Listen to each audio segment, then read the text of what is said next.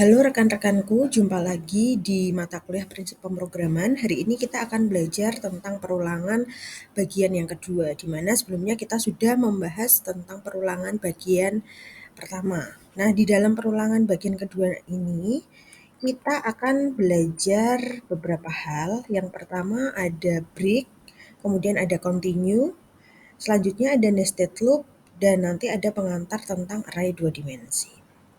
Oke, langsung saja yang pertama adalah break ya. Di dalam perulangan itu ada yang disebut sebagai break. Break itu digunakan untuk apa? Break digunakan untuk memaksa keluar dari loop atau perulangan. Gitu ya. Misalnya contoh kita punya perulangan dari 1 sampai 100. Kemudian ketika mencapai nilai 50 ya, maka kemudian ada statement break. Nah, itu artinya apa? Jadi ketika nanti ya, ketika di counter dari 1, 2, 3 sampai 50 gitu ya. Nah, itu perulangannya dijalankan. Tapi ketika nanti mencapai nilai 51 perulangannya tidak dijalankan karena ada statement break tadi ya. Jadi break itu memaksa untuk menghentikan sebuah perulangan. Ya, jadi tidak dilanjutkan mencapai 100 melainkan hanya mencapai angka 50 saja. Next, berikutnya ada yang disebut sebagai continue. Ya, continue itu digunakan untuk memaksa melanjutkan loop. Jadi ini kebalikan dari break ya. Kalau break tadi dia akan memaksa berhenti dan keluar dari perulangan. Nah, kalau continue ini digunakan untuk melanjutkan ya, melanjutkan perulangan. Jadi kalau continue itu berhenti pada suatu counter tertentu saja, dia akan men-skip suatu perulangan, kemudian dia akan menuju ke counter berikutnya gitu ya, ke decrement berikutnya. Nanti akan saya tunjukkan bagaimana perbedaan dari statement break dan continue di suatu perulangan. Next, berikutnya yang ketiga itu ada yang disebut sebagai nested loop atau perulangan bersarang, atau yang sering disebut sebagai perulangan di dalam perulangan gitu ya. Kita membuat sebuah perulangan di dalam suatu perulangan. Oke. Nah, saya mau menunjukkan dulu program ya, contoh program perbedaan dari break dan continue. Oke, break ya. Nah, di sini ada potongan baris code. Oke. Nah, di sini yang pertama ada menginisialisasi variabel ya, variabelnya namanya A, di mana nilainya 10. Kemudian kalau kita lihat di sini ada while ya, ada perulangan while, di mana A kurang dari 20, berarti akan melakukan perulangan selama A itu kurang dari 20, berarti nanti akan mengulang sampai nilai maksimalnya 19 ya, jadi bukan 20 karena ini kurang dari 20. Selanjutnya ada printf value of A atau A. Jadi nanti dia akan menampilkan angka ya, angka dari si A tadi. Ya, di mana inisialisasi awalnya adalah A, tadi adalah 10. Kemudian melakukan proses increment ya, di sini ya ada A++. Nah, kemudian ada kondisi di mana jika if A itu lebih besar dari 15, ada statement break di sini, gitu ya. Jadi nanti ketika perulangan itu ya mencapai nilai ke-16 ya, di sini A lebih besar dari 15, berarti misalnya contoh A itu 16, maka akan break. Ya, dia tidak akan melanjutkan perulangan-perulangan selanjutnya. Berarti 16, 17, 18, 19 itu tidak dijalankan. Oke, kita langsung execute saja ya untuk kode program ini. Nah, ini ya teman-teman ya. Jadi yang pertama tadi inisialisasi bahwa A10 gitu ya, A10. Kemudian dicek selama A itu kurang dari 20, berarti yang pertama tadi ada 10 membandingkan A 10 kurang 20, maka dia akan ngeprint nih ya. Print. Jadi value of A-nya adalah 10. Kemudian di increment ya, naik kan jadi 11 ya. 11 masih kurang dari 20, maka dia akan ngeprint di sini ya. Print nilai 11 gitu gitu ya, dan seterusnya sampai A ya A-nya 15. Apakah A lebih besar dari A 15 tadi lebih besar dari 15? Masih belum ya, jadi dia masih ngeprint nih yang ke-15. Tapi ketika nanti ya A-nya itu 16 gitu ya, dia akan masuk ke sini. 16 kurang dari 20 masih benar gitu ya. Tapi ketika ada kondisi di sini A-nya 16 lebih besar dari 15, maka ada statement break, maka 16 tadi tidak dieksekusi, langsung di stop atau berhenti atau keluar. Gitu ya teman-teman ya. Itu yang untuk break statement ya, break statement. Berikutnya adalah continue ya. Nah, continue. Oke. Kita execute dulu untuk programnya ya. Oke, jadi seperti ini ya teman-teman ya jalannya. Yang pertama adalah INT A sama dengan 10, berarti A diinisialisasi nilainya 10. Di sini ada perulangan do while ya, do melakukan terlebih dahulu selama ya ada pengecekan kondisi setelahnya A kurang dari 20. Nah, di dalam sini ya, di dalam do itu ada kondisi jika A sama dengan 15 di sini ya, maka di A sama dengan A plus 1. Berarti 15 ini nanti akan di plus 1. Kemudian continue. Artinya apa? Artinya akan men-skip ya iterasi yang nilainya 15 gitu ya. Kemudian akan melanjutkan lagi ke yang berikutnya. Gitu ya. Oke, jadi value of A-nya 15 itu tidak akan dijalankan ya. Dia akan men-skip iteration di mana ketika nilai A-nya 15. Nah, ketika kita execute program tersebut ternyata benar ya teman-teman ya. Jadi yang dijalankan hanya yang 10, 11, 12, 13, 14, kemudian A sama dengan 15 tadi di skip ya. Dia akan lanjut ke A sama dengan A plus 1. Berarti langsung continue melanjutkan lagi ke iterasi berikutnya yaitu 16, 17, 18, dan 19 gitu ya. Jadi 20 tidak masuk ya karena ketika ya while A kurang dari 20, padahal 20 itu adalah sama dengan 20 gitu ya. Jadi perulangannya hanya sampai 19 saja. Gitu ya. Jadi yang perlu diingat di sini ya teman-teman ya, ketika A-nya tadi 15, maka dia akan men-skip ya. Kemudian akan melanjutkan lagi ke iterasi berikutnya. Oke, jadi programnya ada di sini ya. Poinnya ya. Inti dari programnya ada di sini, continue. Nah, kalau ini coba saya hapus ya, apa yang terjadi? Oke ya, ini coba dihapus atau saya komen dulu. Oke. Apa yang akan terjadi? Oke, coba kita execute ya, teman-teman. Nah, 15-nya tertampil. Gitu ya. 15-nya tertampil karena tadi ya tidak ada skip iteration di situ. Kemudian lanjut ke iterasi-iterasi berikutnya ya. Ini seperti program biasa. Oke. Itu tadi untuk yang continue ya. Jadi perlu diingat kalau continue dia akan men-skip sebuah statement yang mana nilainya ada di dalam if tadi kondisi. Kemudian dia akan melanjutkan lagi ya continue ke looping berikutnya gitu ya atau ke counter berikutnya. Oke, itu adalah perbedaan dari break dan continue. Ya, kalau break itu akan menghentikan atau keluar dari perulangan, sedangkan kalau continue dia akan melanjutkan ya, melanjutkan ke counter berikutnya.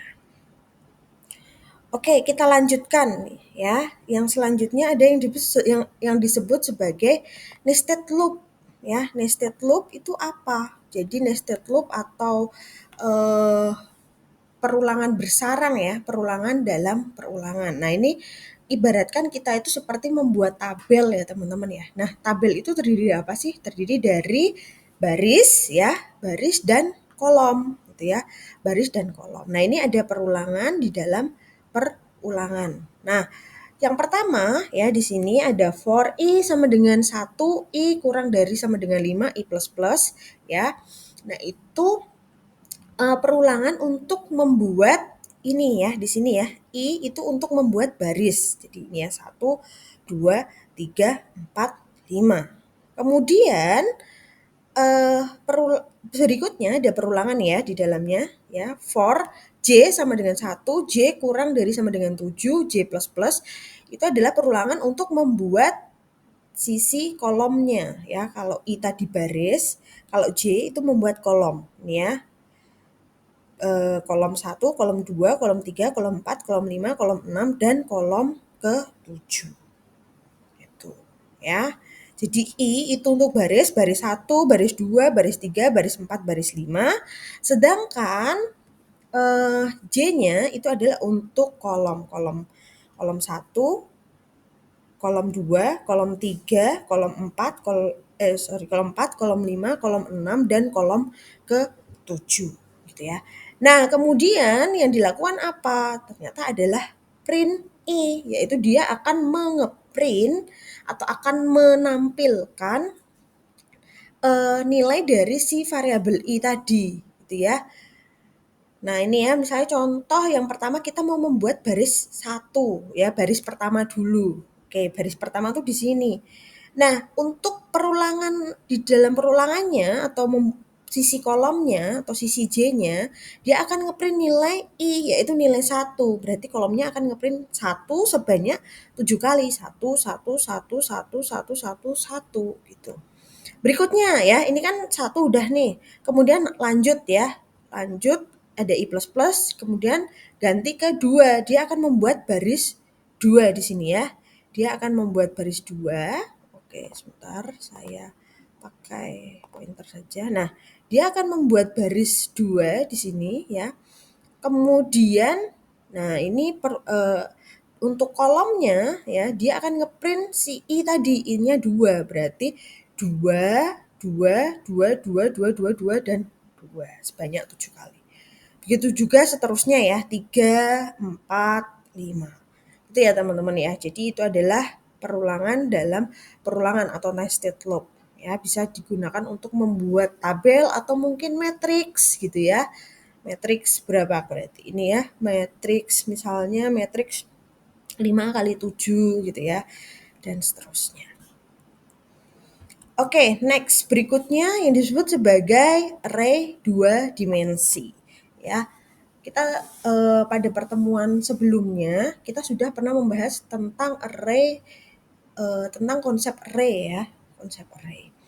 Nah, sekarang kita belajar lagi lebih jauh. Kalau kemarin mungkin array masih 1 dimensi gitu ya, sekarang kita coba belajar tentang array 2 dimensi. Oke, array 2 dimensi adalah sebutan untuk array yang penomoran indeksnya menggunakan 2 buah angka. Oke, nah kita analogikan ya, array 2 dimensi itu seperti diagram Kartesius. Ini ya teman-teman ya, ini diagram Kartesius. Nah, diagram Kartesius itu memiliki titik koordinat ya, titik koordinat. Kemudian diagram Kartesius juga memiliki sumbu, yaitu sumbu X dan sumbu Y gitu ya. Nah, titik koordinatnya pasti terdiri dari ini ya teman-teman ya, dari 2 ya di sini ya. Kita akan membacanya yaitu 2,3, yaitu di mana letaknya adalah 2 itu ada di X dan 3 itu ada di sisi Y gitu ya. Nah, titik ordinatnya ada di sini. Contoh lainnya misalnya adalah ini ya, min 3,1. Berarti titik koordinatnya ya, di mana X-nya itu ada di min 3 dan Y-nya ada di 1 gitu ya. Nah, dia akan bertemu di sini. Oke, nah array 2 dimensi juga seperti itu ya. Jadi misalnya 2,3 atau misalnya 5,2 gitu ya. Atau kita coba pakai analogi lainnya ya, analogi lainnya yaitu eh, adalah dengan matriks ya, matriks. Nah, di dalam matematika, matriks itu terdiri dari kolom dan baris ya, atau baris dan kolom. Nah, tentunya penyebutannya juga akan berpasangan. Misalnya baris 1 ya, baris 1 kolom 2 atau baris 3 kolom 1 gitu ya. Nah, itu konsepnya sama seperti yang menjadi dasar dari array dua dimensi gitu ya. Dua dimensi. Oke. Nah, eh untuk membuat array dua dimensi di dalam C, itu kita perlu menginisialisasi atau membuat variabel yaitu dengan kurung siku ya di sini ya teman-teman ya. Misalnya contoh ini int bilangan kurung siku 2 kurung siku 2 ya. Nah, ini baris di atas akan membuat array dua dimensi dengan nama variabelnya adalah bilangan nih ya. Variabelnya bilangan. Kemudian akan terdiri dari 4 elemen yaitu matriks 2 kali 2 ya, 2 kali 2. Jadi ada 4. Ada 4 elemen di dalamnya. Oke. Nah, kita langsung saja ke contoh ya, ke contoh programnya. Nah, seperti ini ya teman-teman ya. Misalnya kita mau membuat suatu variabel yaitu int bilangan 2 eh 2 kali 2 gitu ya. Jadi misalnya contoh kita mau membuat matriks 2 kali 2. Berarti int bilangan kurung siku 2 kurung siku 2. Nah, nanti kita di dalamnya akan punya 4 elemen gitu ya.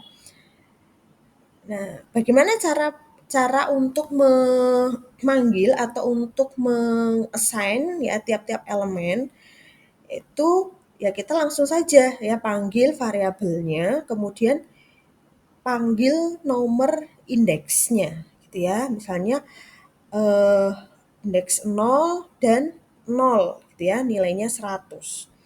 Indeks 0 dan 1 gitu ya, nilainya 101. Oke, mungkin kalau teman-teman bingung misalnya contoh ya, ini ada em, misalnya koordinat 0 dan 0 nilainya 1.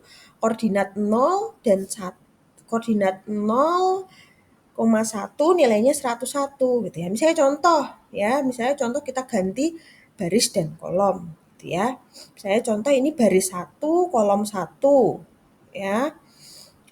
Kemudian nilainya 100 atau misalnya baris 1 kolom kedua nilainya nih ya, baris baris 1 kolom 1 nilainya 100 ya. Ini ya misalnya contoh ini baris pertama kolom pertama nilainya 100. Kemudian bilangan 0,1 berarti artinya kita membuat baris ke 1 kolom kedua. Nah, nilainya 101. Yang mana tuh? Ini ya.